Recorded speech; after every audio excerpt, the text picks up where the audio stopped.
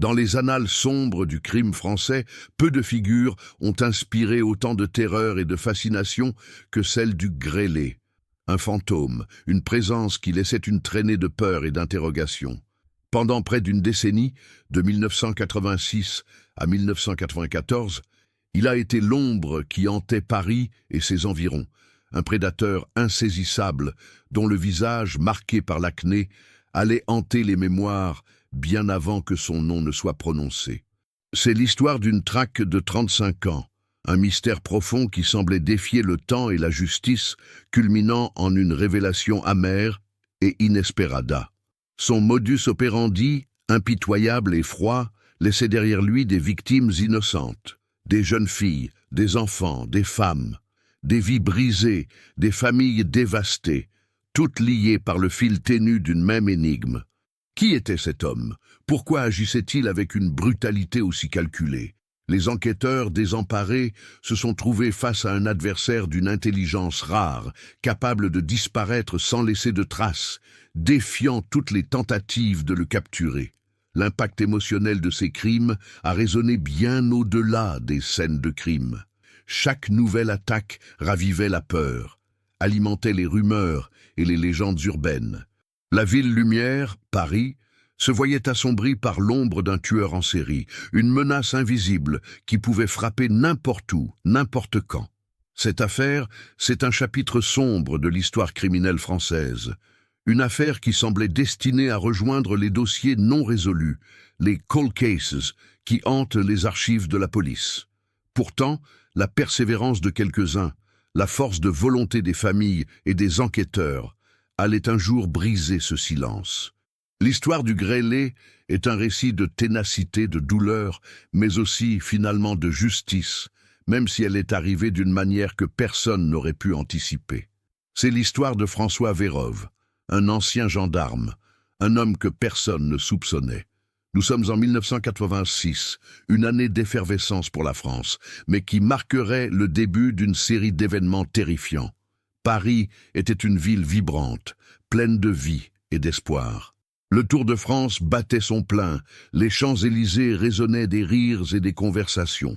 Pourtant, sous cette façade de normalité, quelque chose de sinistre commençait à prendre forme. Les premières victimes du grêlé étaient des jeunes femmes et des enfants, leur vie innocente brutalement interrompue ou marquée à jamais. Le premier crime formellement attribué au grêlé remonte à avril 1986. Dans le 19e arrondissement de Paris, une adolescente de 11 ans, Cécile Bloch, est retrouvée morte dans le hall de son immeuble. Elle avait été violée et poignardée. C'était un choc pour le quartier, une onde de stupeur qui s'est propagée rapidement. Les détails de l'agression étaient glaçants. La brutalité de l'acte laissait la communauté en état de choc. Cécile, une enfant pleine de vie, se rendait à l'école. Son destin a croisé celui d'un monstre. Elle était si jeune, si pleine de joie, se souvient une voisine, les yeux embués de larmes. Jamais nous n'aurions imaginé qu'une telle chose puisse arriver ici, dans notre rue. La description initiale du suspect était vague. Un homme jeune, avec une peau marquée, d'où son surnom le grêlé.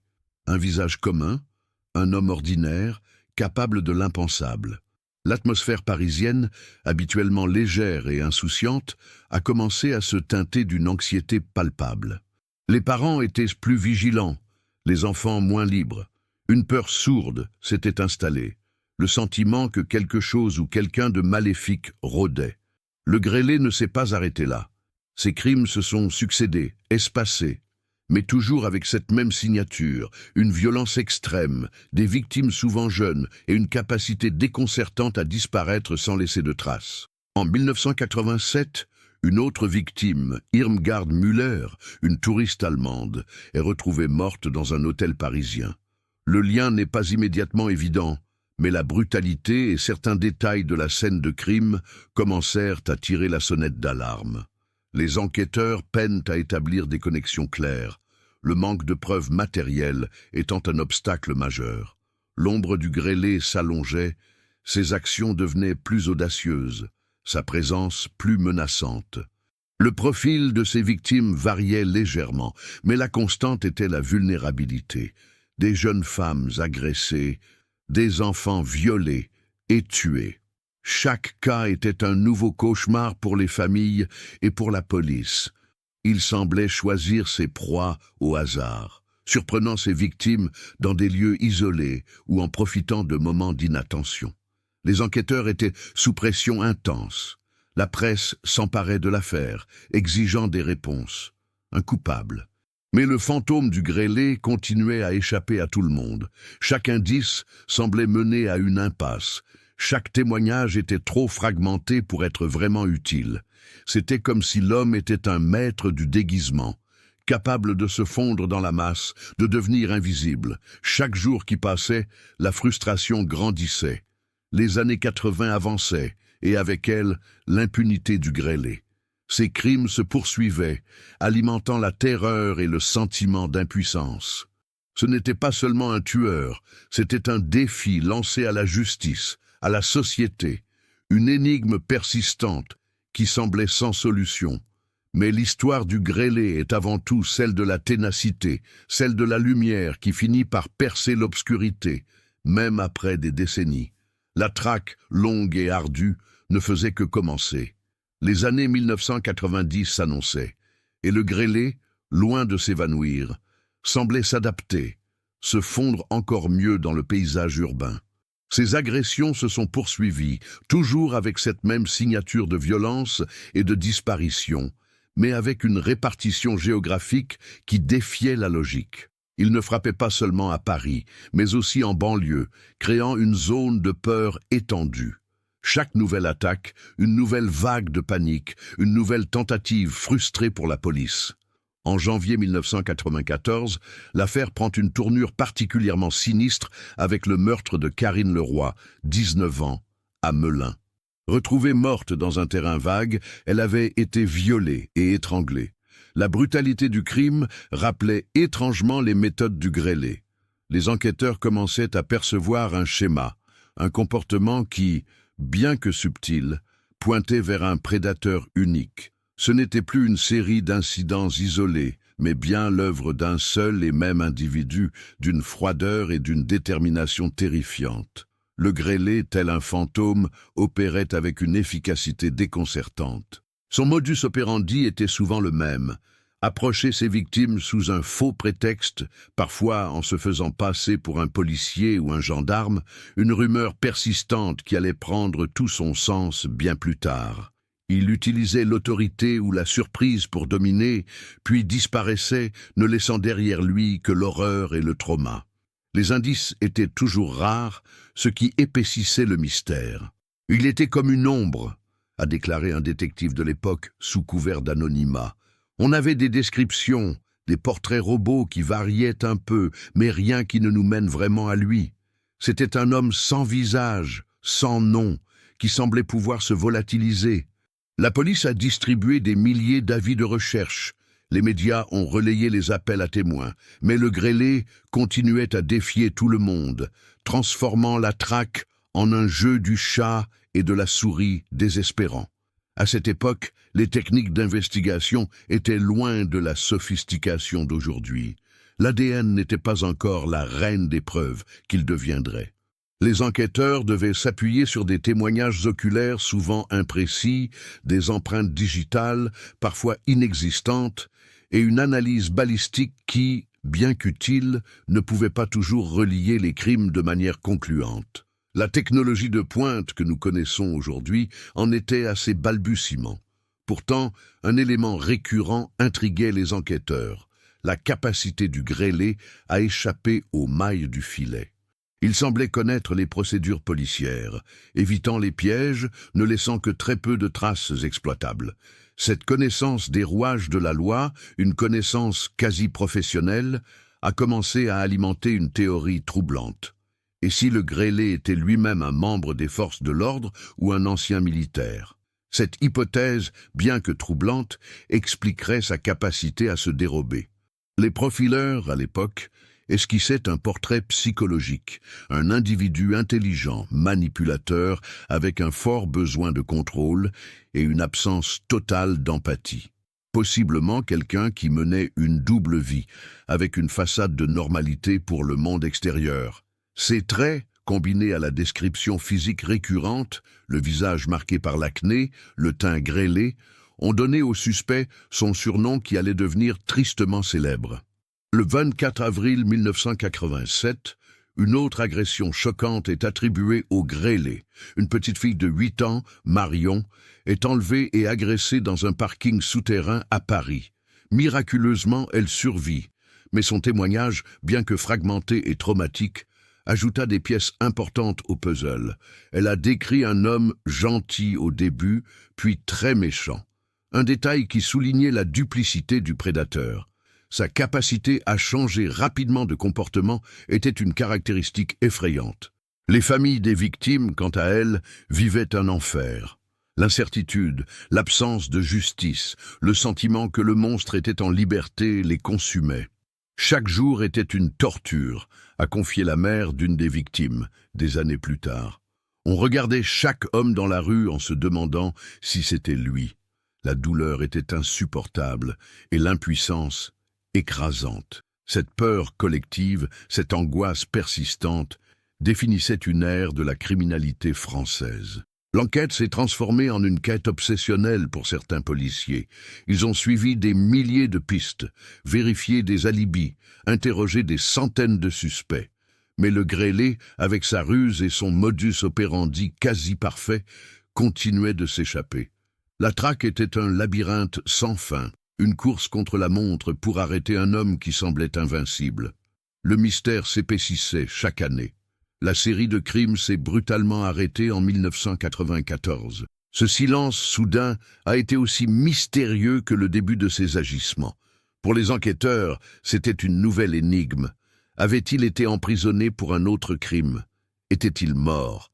Ou avait-il simplement décidé de cesser ses activités, se retirant dans l'ombre, confiant dans son impunité?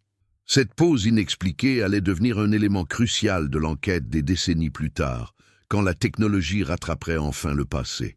Le silence du grêlé, à partir de 1994, n'apporta pas la paix, mais plutôt une nouvelle couche d'angoisse. Pour les familles et les enquêteurs, l'absence de nouveaux crimes était un soulagement temporaire, mais non une résolution. La question persistait, lancinante. Où était-il? Avait-il cessé ses activités? Où se cachait-il, attendant le bon moment? Les dossiers de l'affaire, volumineux, furent classés, mais jamais oubliés, devenant un symbole de la persévérance de la justice.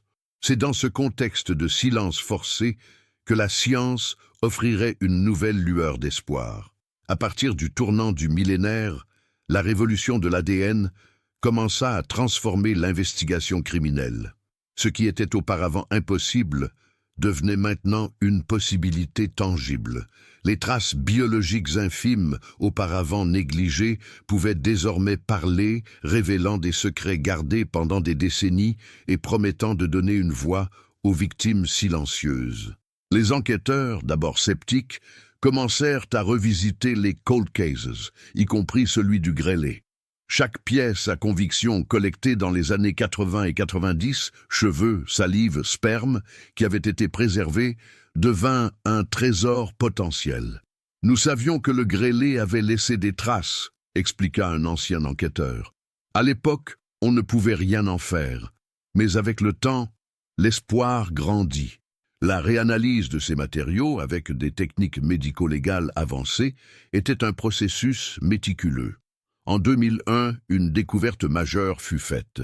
Un profil génétique masculin unique fut extrait de plusieurs scènes de crimes attribuées au grêlé, confirmant qu'il s'agissait du même agresseur dans tous les cas. C'était la preuve irréfutable que nous avions affaire à un seul et même individu, déclara un expert en génétique.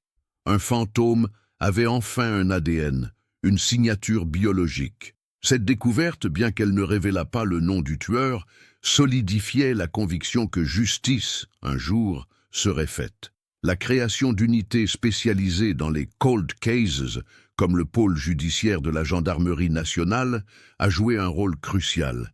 Ces équipes, dédiées à élucider d'anciens mystères, avaient les ressources et l'expertise pour appliquer les plus récentes innovations scientifiques.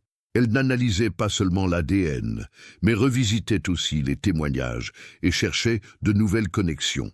Cette persistance était la flamme qui maintenait l'espoir pour les familles, qui vivaient un mélange de soulagement et de frustration face à la liberté du criminel. Malgré les progrès de l'ADN, la recherche d'une correspondance dans le fichier national automatisé des empreintes génétiques FNAEG est restée infructueuse pendant de nombreuses années. Le profil génétique du grêlé ne correspondait à aucun enregistrement connu. Cela renforçait la théorie selon laquelle il était quelqu'un qui n'avait jamais été fiché par la police, un citoyen au-dessus de tout soupçon, ou qui avait commis des crimes avant la généralisation des fichiers génétiques. Cette absence de correspondance était un indice précieux sur la vie discrète du criminel. Les enquêteurs explorèrent d'autres pistes, comme la généalogie médico-légale, encore naissante. Ils considérèrent également la possibilité que le criminel ait changé d'identité, se soit enfui ou soit mort. Mais l'absence d'un corps ou d'un acte de décès maintenait l'espoir de le retrouver vivant. La détermination à résoudre l'affaire était aussi forte que les ténèbres répandues par le grêlé, en faisant une obsession pour beaucoup et un symbole de la quête inlassable de la vérité. Les années se transformèrent en décennies. La génération d'enquêteurs qui avait initié la chasse au grêlé prenait sa retraite, mais le flambeau était passé à de nouveaux détectives qui héritaient des archives volumineuses et de la promesse de ne pas abandonner. Le cold case du grêlé devint une légende dans les couloirs de la police française, un défi que tous voulaient relever. On ne l'oubliait jamais, dit un jeune policier. C'était une affaire que tout le monde connaissait, un monstre que nous devions attraper, pour les victimes, pour la France. Malgré cette avancée cruciale du profil ADN, l'identité du grêlé demeurait un mystère, un spectre sans visage. L'absence de correspondance dans le FNAEG était un paradoxe frustrant. Comment un criminel avec une traînée de violence aussi choquante avait-il pu rester complètement hors des radars de la justice ? Cette question hantait les esprits des enquêteurs, alimentant la théorie selon laquelle l'homme était quelqu'un qui savait comment se cacher, quelqu'un qui avait peut-être accès à des informations privilégiées, ou qui n'avait simplement jamais été arrêté pour un délit mineur qui aurait conduit à son fichage. L'hypothèse que le grêlé puisse être un ex-militaire ou un membre des forces de l'ordre gagna en crédibilité. Son modus operandi, sa capacité à maîtriser les scènes de crime, à disparaître sans laisser de traces, tout cela suggérait une certaine discipline, une formation, analysa un psychologue criminel qui suivait l'affaire. Ce n'était pas le travail d'un amateur impulsif, mais plutôt celui de quelqu'un avec un contrôle méticuleux de ses actions.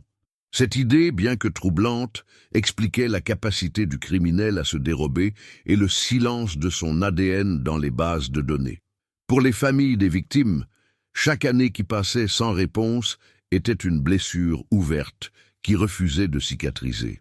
À chaque anniversaire de sa mort, à chaque Noël, chaque fois que nous voyions un enfant de l'âge de Cécile, c'était comme si le monde s'arrêtait, confia la sœur de Cécile Bloch dans un documentaire ultérieur. L'attente de la justice était une torture silencieuse, une ombre constante sur nos vies. La douleur était exacerbée par le sentiment que le coupable était dehors, menant une vie normale, observant peut-être même le désespoir qu'il avait causé. Avec le temps, de nouveaux outils commencèrent à émerger, offrant une lueur d'espoir. La généalogie médico-légale, une technique qui utilise des bases de données généalogiques publiques pour trouver des parents éloignés d'un suspect à partir de son ADN, commença à être explorée aux États-Unis et, timidement, en Europe. Bien qu'elle ne soit pas encore pleinement développée ou acceptée dans tous les tribunaux français, l'idée que l'ADN identifiait non seulement l'individu, mais aussi sa famille, ouvrait un nouvel éventail de possibilités pour les affaires classées. Durant la longue période de silence du grêlé, à partir de 1994, les spéculations étaient innombrables. Était-il mort? Était-il en prison pour un autre crime, peut-être sous une autre identité, dans un autre pays? Ou s'était-il simplement lassé, se retirant dans une vie d'apparente normalité, se confondant avec la masse des citoyens ordinaires? Cette dernière hypothèse était la plus terrifiante pour beaucoup. L'idée qu'un monstre pouvait vivre à côté d'eux, sans que personne ne le sache. Le système judiciaire français, avec sa structure et ses délais, faisait face à un défi sans précédent avec l'affaire du grêlé. L'absence d'un suspect clair, le passage du temps et la complexité des crimes rendèrent l'enquête extrêmement difficile. Cependant, la création de pôles judiciaires spécialisés dans les cold cases démontrait une volonté institutionnelle de ne pas abandonner ces mystères. Ces pôles réunissaient des experts, des policiers et des magistrats dédiés à réexaminer chaque détail, chaque feuille des archives, avec une nouvelle perspective et de nouvelles technologies. Au cœur de ces efforts se trouvait le pôle judiciaire de la Gendarmerie nationale, PJGN, qui maintint l'affaire du grêlé sur sa liste de priorités. Ils ne se contentèrent pas de préserver les preuves, mais menèrent également des examens périodiques cherchant de nouvelles connexions, de nouveaux angles. À chaque nouvelle technique médico-légale, à chaque avancée scientifique, le dossier du grêlé était sorti des archives, réanalysé, dans l'espoir que la technologie révèle enfin ce que des années d'enquête traditionnelles n'avaient pu accomplir. Cette persévérance était mue non seulement par le devoir, mais par une profonde conviction qu'aucune victime ne devrait rester sans justice. La traque du grêlé devint une saga, une course de relais entre des générations d'enquêteurs. De jeunes policiers nés après les premiers crimes se retrouvaient maintenant confrontés aux horreurs du passé, animés par la même détermination que leurs prédécesseurs. La patience était la clé, l'espoir, le moteur. Même si la résolution semblait de plus en plus lointaine, la quête ne cessait pas. Le destin du grêlé était scellé par les avancées de la science, mais le chemin vers cette révélation serait long et tortueux, exigeant une combinaison de chance, de persévérance et d'une innovation médico-légale que personne n'aurait pu prévoir dans les années 80.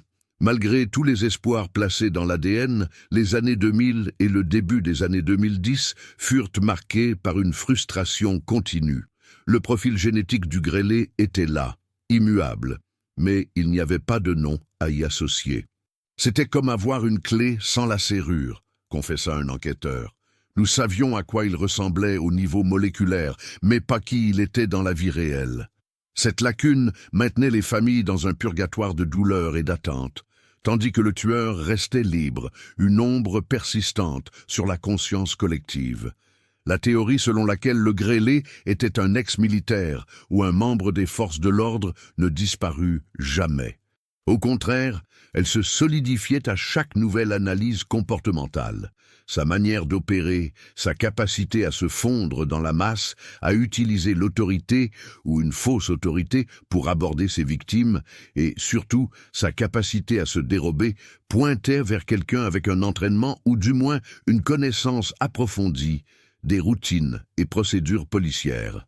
Il était trop intelligent, trop prudent pour être un criminel ordinaire, observa un officier du PJGN. L'absence de casier judiciaire pour le profil génétique du grêlé dans le FNAG était l'une des plus grandes énigmes. Cela signifiait que, jusqu'en 2001, il n'avait jamais été arrêté ou condamné pour un crime nécessitant un prélèvement d'ADN. Soit il était incroyablement chanceux, soit il menait une double vie parfaite, songea un magistrat impliqué dans l'affaire. L'idée qu'il puisse être un citoyen respectable, avec une famille, un emploi, était à la fois effrayante et intrigante. La pression publique et médiatique ne diminua jamais complètement. Les documentaires et les émissions de télévision sur les faits divers continuaient de revisiter l'affaire du grêlé, la maintenant vivante dans la mémoire collective. Pour les enquêteurs, cette attention était un fardeau, mais aussi une incitation constante à ne pas abandonner. À chaque reportage, à chaque interview avec les familles, nous ressentions l'urgence de trouver une réponse, dit l'un des chefs d'enquête. C'était un engagement, une dette envers la mémoire des victimes. Au milieu des années 2010, avec les progrès de la généalogie médico-légale aux États-Unis, la France commença à envisager cette nouvelle technique avec un espoir renouvelé. Bien que les lois françaises sur la vie privée et les bases de données génétiques soient plus restrictives, l'idée d'utiliser l'ADN pour trouver des parents éloignés et, à partir d'eux, reconstruire des arbres généalogiques pour identifier un suspect gagnait du terrain. C'était une approche laborieuse, mais qui promettait d'ouvrir des portes là où d'autres avaient échoué. Parallèlement, les enquêteurs intensifièrent une approche plus traditionnelle, mais avec de nouveaux outils. Revisiter toutes les archives, chaque témoignage, chaque indice, aussi insignifiant qu'il puisse paraître.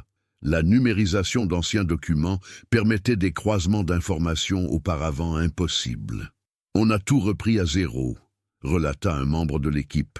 Chaque nom mentionné, chaque adresse, chaque voiture décrite. Tout a été réévalué sous un nouveau jour, avec l'aide d'algorithmes et de bases de données plus robustes. La persévérance de la famille de Cécile Bloch, en particulier, fut un moteur infatigable. Ils n'ont jamais cessé de se battre, de faire pression sur les autorités, de maintenir l'affaire sous les projecteurs. Leur douleur et leur détermination étaient un rappel constant que derrière le cold case, il y avait des vies réelles et une quête incessante de justice. « Nous ne pouvions pas la laisser tomber dans l'oubli », affirma le frère de Cécile. « C'était le moins que nous puissions faire pour elle. » C'est dans ce scénario d'enquête exhaustive et d'innovation technologique qu'une nouvelle stratégie commença à se dessiner. Les autorités décidèrent de se concentrer sur une population spécifique d'individus correspondant au profil géographique et d'âge du grêlé à l'époque des crimes.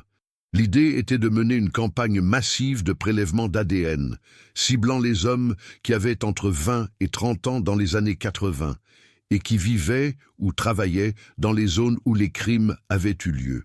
Cette approche était extrêmement délicate d'un point de vue légal et éthique, nécessitant des autorisations judiciaires strictes et une communication soignée avec la population.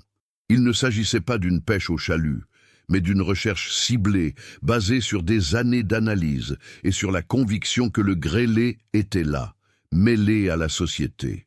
Nous savions que le risque de ne rien trouver était grand, expliqua un officier de justice, mais c'était une chance et nous ne pouvions pas l'ignorer.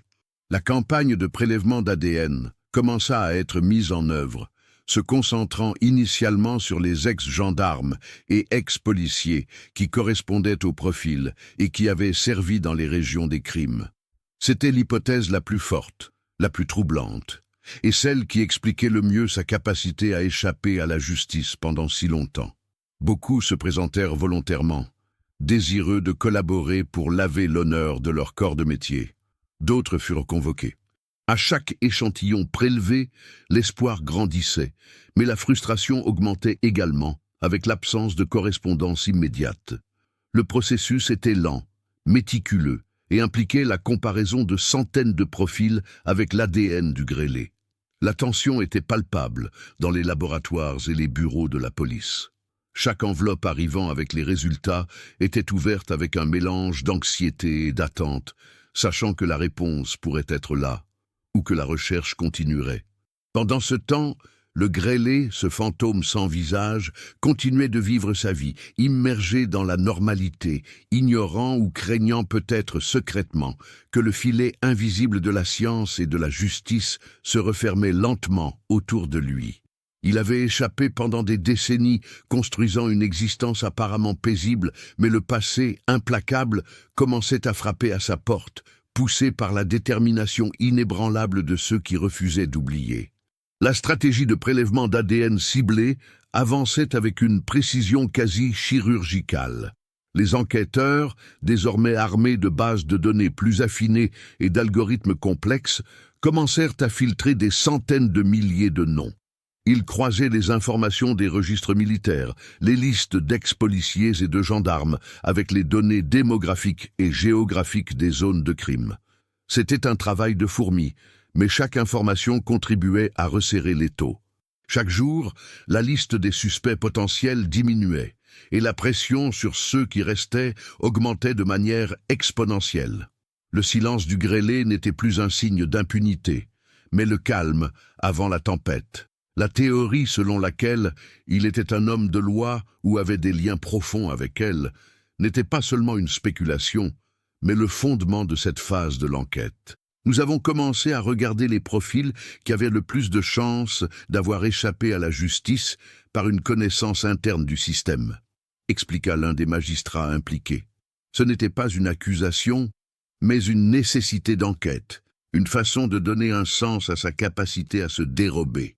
Les convocations pour des tests ADN commencèrent à être envoyées à des individus correspondant à ce profil, dont beaucoup étaient désormais des hommes âgés, menant des vies tranquilles, loin des projecteurs. En septembre 2021, après des années de recherches infructueuses et des milliers de tests ADN négatifs, un nom émergea des listes. Ce n'était pas une correspondance directe dans le FNAEG, mais un individu dont l'arbre généalogique, combiné aux critères géographiques et d'âge, le plaçait en haut de la liste des plus probables. C'était un ex-gendarme, maintenant à la retraite, qui avait vécu à Paris et ses environs pendant la période des crimes. La machine judiciaire, lente mais implacable, pointait enfin dans une direction concrète. La convocation pour le test ADN arriva à sa porte. Pour l'homme en question, un ex-militaire avec une vie sociale et familiale apparemment irréprochable, cette notification a dû être un choc, un tremblement de terre qui ébranla des décennies d'une façade soigneusement construite. Il s'était dérobé si longtemps, menant une double existence, un côté citoyen respectable, l'autre prédateur sombre. Le passé, qu'il croyait avoir enterré pour toujours, ressurgissait avec la force d'un tsunami. Ce qui se passait dans l'esprit de cet homme qui pendant des années avait trompé tout le monde, y compris lui-même, est quelque chose que nous ne saurons jamais complètement. Mais l'anxiété, le désespoir, la peur de voir sa vraie nature exposée ont dû être écrasants. Il savait que l'ADN était une preuve irréfutable, qu'il n'y avait aucune issue. La science, qu'il avait déjoué par sa ruse dans les années 80-90, se retournait maintenant contre lui, tel un juge final et implacable. Les enquêteurs, de leur côté, agissaient avec un mélange d'euphorie contenue et d'extrême prudence. Ils savaient qu'ils étaient proches, très proches. L'ordonnance de prélèvement d'ADN fut émise et la date fixée. L'attente dans les couloirs du pôle judiciaire de la gendarmerie nationale était palpable. Après des décennies de frustration, la résolution semblait à portée de main. Mais le grêlé, fidèle à son style, avait encore une dernière carte à jouer, un dernier acte de contrôle pour éviter l'humiliation d'être pris. Peu avant la date fixée pour le prélèvement de son échantillon d'ADN, l'homme disparut. Sa famille, perplexe, signala sa disparition aux autorités. La nouvelle se répandit rapidement au sein de l'équipe d'enquête, générant un mélange d'alarme et une sombre prémonition. Il savait qu'un homme qui s'était dérobé si longtemps ne disparaîtrait pas sans raison. La traque, qui semblait toucher à sa fin, prenait un tournant inattendu et tragique. La police lança une recherche intensive. Il était essentiel de le retrouver, vivant ou mort, avant que la vérité ne se perde à jamais. La tension était à son comble. La peur qu'il puisse s'échapper à nouveau, peut-être pour toujours, était une possibilité angoissante. Mais le destin était déjà scellé. Le 27 septembre 2021, le corps de l'homme fut découvert dans un appartement loué dans le sud de la France. À côté de lui, une lettre. La lettre était une confession. Finalement, après 35 ans, le fantôme du grêlé avait un visage, un nom et une voix, bien que posthume. Il admettait être le grêlé, l'auteur des crimes qui avaient terrorisé la France pendant près d'une décennie. Dans la lettre, il décrivait la pression insupportable d'avoir été convoqué pour le test ADN, la peur de l'exposition et l'incapacité de vivre avec la vérité qui éclatait. C'était une résolution amère, pleine de douleur et sans la justice complète que les familles désiraient tant. La nouvelle de la découverte et de la confession posthume choqua la nation. L'homme derrière le masque du grêlé était François Vérove, un ex-gendarme, un ex-policier, un père de famille et même un conseiller municipal dans son village. La révélation qu'un homme avec une vie apparemment normale, un homme de loi, puisse être le monstre qui avait terrorisé Paris était presque inconcevable. L'hypothèse qui avait été murmurée dans les couloirs de la police pendant des décennies se confirmait de manière brutale. Pour les enquêteurs, ce fut un moment de triomphe et de deuil. L'affaire était résolue, mais sans la possibilité d'un procès, sans la confrontation que les victimes et leurs familles méritaient. C'était une victoire aigre-douce, admit l'un des détectives. On a enfin mis un nom sur le grêlé, mais il nous a échappé une dernière fois. La vraie justice pour les familles, celle de le voir payer, n'a pas pu être rendue. La complexité émotionnelle était immense. La lettre de Vérove, bien qu'elle ne soit pas une excuse, offrait un aperçu sombre de sa psyché. Il mentionnait les pulsions qui le tourmentaient depuis l'enfance, se décrivant comme quelqu'un qui ne pouvait pas contrôler ses démons. C'était la confession d'un monstre qui s'était caché à la vue de tous, un prédateur qui utilisait sa position d'autorité pour commettre des actes indicibles. La révélation apporta une forme de conclusion, mais aussi de nombreuses questions sans réponse, des questions qui resteraient désormais en suspens pour toujours. La confirmation de l'identité du grêlé et l'issue tragique de son histoire marqua la fin de l'une des traques criminelles les plus longues et complexes de France. La persévérance des enquêteurs, l'évolution de la science médico-légale et la foi inébranlable des familles en la justice ont finalement mis la vérité en lumière. Mais la manière dont cette vérité est apparue a laissé un héritage de sentiments contradictoires, le soulagement de la résolution, mais une profonde tristesse face à l'absence d'un procès et d'une confrontation directe. Le mystère du grêlé avait été élucidé, mais ses ombres planaient encore sur ceux qui avaient vécu la terreur de ces crimes. L'affaire du grêlé, avec sa conclusion inattendue et tragique, est devenue un jalon dans l'histoire de la justice française. Elle a démontré la ténacité des enquêteurs, la capacité de la science à percer les secrets les mieux gardés et l'importance inestimable de la mémoire des victimes. Pour les familles, la révélation du nom de François Vérove a apporté un soulagement mêlé à une douleur renouvelée. Savoir qui était le monstre n'effaçait pas la souffrance, ni ne comblait le vide laissé par l'absence d'un procès public, d'une confrontation directe avec l'homme qui a détruit tant de vies. L'ombre du grêlé, d'une certaine manière, continue de planer, maintenant avec un visage et un nom, mais sans les réponses complètes sur ses motivations les plus profondes. Ce cas rappelle également la fragilité de nos perceptions, la facilité avec laquelle un prédateur peut se cacher à la vue de tous, derrière une façade de normalité et de respectabilité.